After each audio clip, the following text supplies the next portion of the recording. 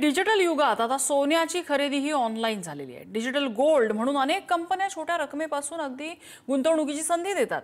पण या योजनांविषयी सेबीने गुंतवणूकदारांना सावध राहण्याचा इशारा दिलाय आणि याचं कारण काय आहे बघूया रिपोर्ट। सोनं खरेदी करताय सावधान।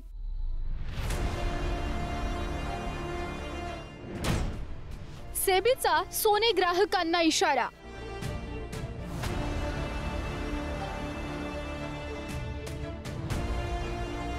घाबरू नका, सेबीने हा इशारा सर्वांना दिलेला नाही, तर इन्व्हेस्टमेंट म्हणून डिजिटल गोल्ड किंवा ई गोल्ड खरेदी करण्यासाठी धावपळ करणाऱ्यांसाठी हा इशारा आहे।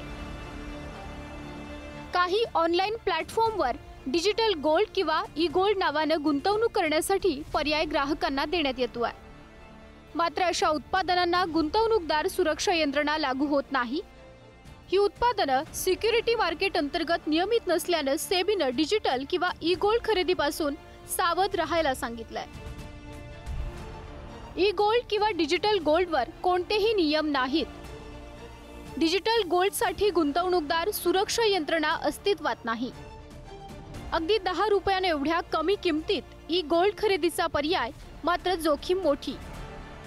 डिजिटल गोल्डला कमोडिटी डेरिव्हेटिव्हज नाही। गुंतवणूक करण्यापूर्वी कंपनीची संपूर्ण माहिती तपासून पाहण्याच्या सूचना। ई गोल्ड ऐवजी सेबीकडून गोल्ड ETF, EGR किंवा नियमनबद्ध उत्पादनांचा पर्याय। सध्या बाजारात अनेक नामवंत कंपन्यांकडून डिजिटल किंवा ई गोल्डचा पर्याय देण्यात येतो। या कंपन्यांनी सोप्या, सुरक्षित आणि पारदर्शक गुंतवणुकीचा दावा केला असला तरी अशा गुंतवणुकीवर कोणतेही संरक्षणाचे नियम लागू नाहीत, हे सेबीने स्पष्ट केलंय। त्यामुळे आर्थिक अडचण किंवा डिफॉल्ट झाला तर गुंतवणूकदारांना नुकसान भरपाईचा कायदेशीर आधार मिळणार नाही। जोपर्यंत कुठल्याही व्यवहाराला कायदेशीर मान्यता मिळत नाही किंवा जे व्यवहार तुम्ही ज्या पद्धतीने एक्सेलमध्ये ट्रेडिंग प्लॅटफॉर्मवर करता त्याला मान्यता मिळत नाही, ते असे प्रकारचे व्यवहार हे सगळ्या इन्व्हेस्टरनी टाळले पाहिजेत। आता जे काही पेपरातल्या बातम्या आहेत किंवा माध्यमातल्या ज्या बातम्या आहेत हे पूर्णतः खाजगी स्वरूपाचे ETF असू शकतात।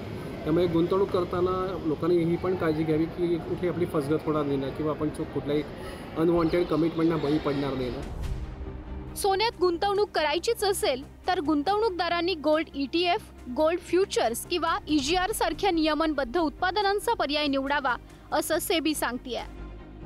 डिजिटल गोल्डची चमक आकर्षक असली तरी नियमांच्या चौकटी बाहेर असलेली ही गुंतवणूक जोखमीची ठरू शकते। म्हणूनच सोने खरेदी करा, पण नियमनबद्ध मार्गानेच। ब्युरो रिपोर्ट, पुढारी न्यूज।